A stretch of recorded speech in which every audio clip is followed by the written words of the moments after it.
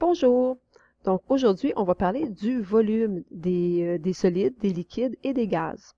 Donc je t'invite à prendre la page 106 dans ton origine avec tes crayons. Alors, on a vu au dernier cours que tout ce qui a de la matière, toute la matière avait une masse, et bien toute la matière a aussi un volume. Donc, qu'est-ce que le volume? Je repars encore avec mon crayon. Donc, mon crayon a un certain volume, c'est-à-dire qu'il occupe une certaine place dans l'espace. Si je compare ça avec ma bouteille d'eau, j'essaie de la mettre en ligne. Donc, ma bouteille d'eau, elle prend beaucoup plus de place que mon crayon. Donc, elle occupe plus de place dans l'espace, son volume est plus grand. Donc, dans Origine, on vous dit d'abord que tout ce qui est de la matière occupe un volume et ensuite que deux objets ayant des formes complètement différentes pourraient avoir un même volume. Donc, je pourrais prendre quelque chose de forme carrée et trouver moyen d'avoir exactement le même volume que ma bouteille qui, elle, est plutôt de forme cylindrique. Donc, le volume est la place occupée par la matière. Donc, si on s'en va voir la définition tout de suite, donc ici, volume, donc on vous dit portion de l'espace occupée par un objet à 3 dimensions ou d'une substance, peu importe son état. Donc, ça peut être à l'état gazeux, à l'état liquide ou à l'état solide. On fait aussi entrer en ligne de compte les 3 dimensions. Donc, 3 dimensions, c'est-à-dire la profondeur, la largeur et la hauteur de l'objet. Donc, tout de suite, on voit ici justement qu'on a un cube qui nous est représenté en 3 dimensions. Donc, à la page 107 maintenant. Donc, à la page 107, on vous dit que l'unité... Oups, j'ai oublié quelque chose à la page 107, juste un petit instant. Excusez-moi. Donc, à la page 106, j'ai juste oublié d'aller souligner l'unité de mesure. Donc, l'unité de mesure ici, on vous dit qu'on peut utiliser le mètre cube. Donc, par exemple, si j'ai 1 mètre de largeur, 1 mètre de hauteur et 1 mètre de profondeur, eh bien, ça me fait 1 mètre cube à ce moment-là. Autre unité de mesure que l'on utilise en mathématiques et en sciences pour définir le volume, c'est le litre. Donc, on vous dit que... J'ai passé d'une page à l'autre, excusez-moi. Donc, on nous dit ici que l'unité de mesure du volume peut aussi être définie comme étant le litre et que 1000 litres, c'est équivalent à 1 mètre carré. Donc, il est possible de passer d'une unité qui est en mètre carré à une unité qui est en litres à ce moment-là avec cette équivalence-là. On va surtout utiliser, nous, à l'intérieur de notre cours, le millilitre parce que les cylindres gradués qu'on a vu lors d'un des flash labos, là, donc les cylindres gradués calculent le volume en millilitres. Par contre, il pourrait être, en mathématiques, on va aussi utiliser toutes les autres, le centilitre, décilitre, litre, décalitre, hectolitre et kilolitre. Donc, les 3 principaux que j'ai soulignés, millilitre, litre et kilolitre. On a ici aussi, juste sur le côté, des exemples de transformation. Donc, de 1 mètre cube va donner 1000 litres et que 1 centimètre cube va donner 1 millilitre. Donc, c'est les deux principaux qu'on va avoir besoin d'utiliser cette année ensemble. On s'en va vers le bas. On a quelques exemples d'unités de volume en fonction des objets, mais je vais tout de suite passer à la mesure du volume. Donc, comment on mesure un volume? Eh bien, ça va dépendre dans quel état est notre substance. Donc, la substance, on se rappelle qu'elle peut être à l'état gazeux, elle peut être à l'état liquide, elle peut être à l'état solide. Donc, dépendant ou de quelle façon elle se trouve, on va utiliser des méthodes différentes pour aller mesurer. Donc, c'est ce qu'on vous explique ici. Donc, dépendant de l'état dans lequel se trouve notre substance, on va utiliser une méthode différente. Donc, si la substance est gazeuse, étant donné que le gaz utilise tout l'espace qui a à sa disponibilité, on va devoir calculer le volume du récipient. Donc, si par exemple, je prenais ma bouteille et que j'enfermais un gaz à l'intérieur, je mesurais finalement le volume de ma bouteille pour savoir le volume du gaz. Pour ce qui est d'une substance liquide, donc quand la substance est liquide, je vais utiliser le cylindre gradué que je vous ai montré. Et le cylindre gradué, on a un exemple à la page 109. Donc, on regardera ça encore ensemble dans un futur flash labo, mais tu peux aller visionner la page 109 si tu veux pour savoir comment utiliser le cylindre gradué. On s'en vient ensuite à la page 108. Oups. Je vais effacer ma petite ligne ici. Donc, je m'en vais ensuite à la page 108. Donc, si ma substance maintenant, elle est solide. Donc, il y a deux possibilités quand ma substance est solide. Soit que j'ai une forme géométrique régulière, c'est-à-dire un cube, ou dans ce cas-ci, j'ai un prisme à base rectangulaire, ou encore, il y a d'autres formes de solides que tu apprendras à calculer en secondaire 3, là, dont les pyramides, entre autres. Donc, nous, pour le secondaire 1, on va s'en tenir à nos prismes à base rectangulaire. Mais à ce moment-là, je peux me servir d'une formule mathématique. La formule mathématique, la voici.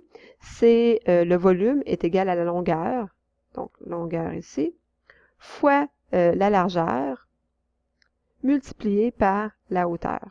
Donc, quand je multiplie ces trois données-là, j'obtiens le volume de ma substance régulière, de mon solide régulier. Donc, dernière possibilité, c'est que si j'ai pas une forme régulière, je veux avoir le volume, par exemple, de ma bouteille ici. Donc, qu'est-ce que je fais à ce moment-là? Eh bien, substance est solide, mais la forme est irrégulière, ou ça pourrait être un autre exemple, mon crayon ici. Eh bien, à ce moment-là, je vais y aller par déplacement d'eau. Donc, calculer le volume par déplacement d'eau, il s'agit entre autres de prendre, par exemple, un cylindre gradué. Je mets de l'eau à l'intérieur de mon cylindre gradué et je m'en viens mettre mon crayon à l'intérieur du cylindre. L'eau va se déplacer et la différence de volume d'eau va me donner à ce moment-là mon volume. C'est encore quelque chose qu'on va faire en classe dans un flash labo, mais je voulais quand même vous le nommer ici pour que vous sachiez que c'est possible et qu'à la page 110, on vous en reparle plus en précision. Donc, je vais juste finir de souligner ici. Donc, on immerge le solide à l'intérieur d'un liquide. Donc, immerger veut dire qu'on va le tremper à l'intérieur au complet et que le niveau du liquide va augmenter. Donc, je vais seulement avoir à observer quelle est la différence de volume. Pour terminer, on nous parle maintenant de la masse volumique. Tu devrais voir dans cette expression-là qu'il y a deux mots dont on a parlé. Il y a le mot masse et il y a le mot volume qui est caché à l'intérieur de la masse volumique ici.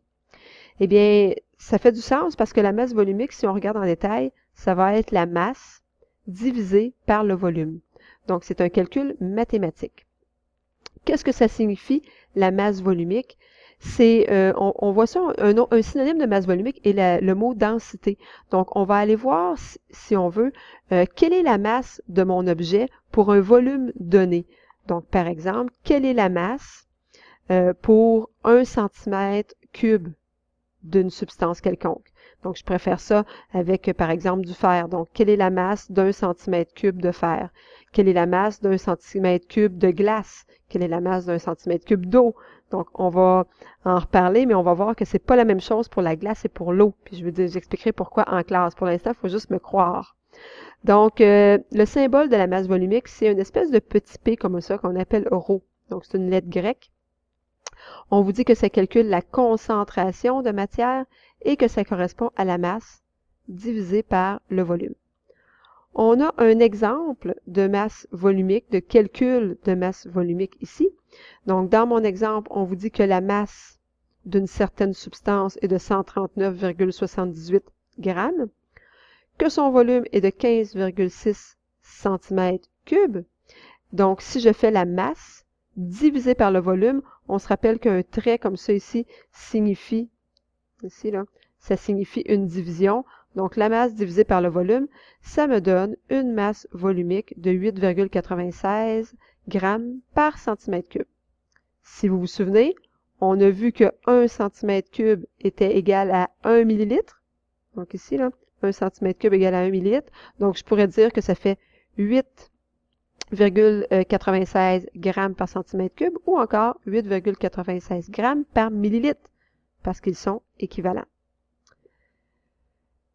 Je veux que tu viennes faire une petite correction ici sur le côté. La masse volumique de l'eau, c'est quelque chose d'important. Je vais vouloir que tu la connaisses par cœur. Je vais me faire un petit cœur ici. Donc, la masse volumique de l'eau est de 1 gramme par cm³. Et je m'en viens faire une correction. On vous disait que la glace donnait 1 gramme par centimètre cube, mais c'est pas vrai. Si tu prends un cube de glace et que tu le mets dans l'eau, tu vas voir que ta glace, elle va flotter sur l'eau. La raison pour laquelle la glace flotte sur l'eau, c'est justement que sa masse volumique, encore appelée la densité, va flotter parce qu'elle est moins élevée. Donc, pour un même volume, 1 cm3, la masse est moins élevée. C'est pour ça que la glace va flotter sur le dessus, parce que sa masse est moins élevée pour 1 cm3. Donc, la glace est de 0,9 g par cm3, tandis que la masse volumique de l'eau est plutôt de 1 g par cm3. Donc, j'aimerais ça que tu fasses la correction, parce qu'on va souvent en parler de la masse volumique de l'eau et que je ne voudrais pas que tu fasses d'erreur à ce niveau-là. Donc, je désirais ajouter un petit quelque chose par rapport au volume. Donc, quand on calcule le volume d'un objet solide, je vais te montrer un petit peu comment ça se passe, puis j'ai trouvé une animation que je trouvais bien. Donc, si je m'en vais à l'ordinateur, juste un petit instant. Donc, je ne réussis pas à cliquer, là. Voilà. OK. Donc, on voit ici que j'ai un objet qui pèse 100 grammes, donc ça c'est sa masse, et je veux trouver son volume. Donc on voit que dans notre cylindre gradué, qui est gradué avec des graduations qui montent de 10 à chaque fois, donc je passe de 70 à 80, et j'ai 10 petites lignes entre les deux. Donc première question qu'il faut que je me pose, chaque petite graduation me fait monter de combien? Donc, j'ai 10 millilitres. On voit ici qu'on est en millilitres. Donc, j'ai 10 millilitres divisé en 10 petites lignes. Donc, je monte de 1 millilitre à chaque fois. Donc, je prends mon objet. Je m'aperçois que présentement, je suis à 80 millilitres. Et je m'en viens mettre mon objet à l'intérieur et je vais voir ce qui va se passer. Donc, naturellement, cet objet-là va prendre de la place dans l'eau. Et on se rappelle qu'un volume, c'est la place que prend un objet. Donc, je vais pouvoir voir combien de place il prend parce que mon niveau d'eau va s'être élevé. Je suis parti à 80. Et maintenant, si on regarde, je suis rendu à 92. Bon, pourquoi est-ce que je m'en vais pas dire que je suis plutôt à 1, 2, 3, 4, 5 petites barres? Pourquoi je suis pas à 95? C'est que lorsqu'on calcule un volume avec du liquide, le liquide va avoir ce qu'on appelle un ménisque. Le ménisque, c'est une espèce de petite bulle qui se forme ici en haut. Et on doit toujours prendre le point le plus bas du ménisque. Donc ici, le point le plus bas, ça me donne 92.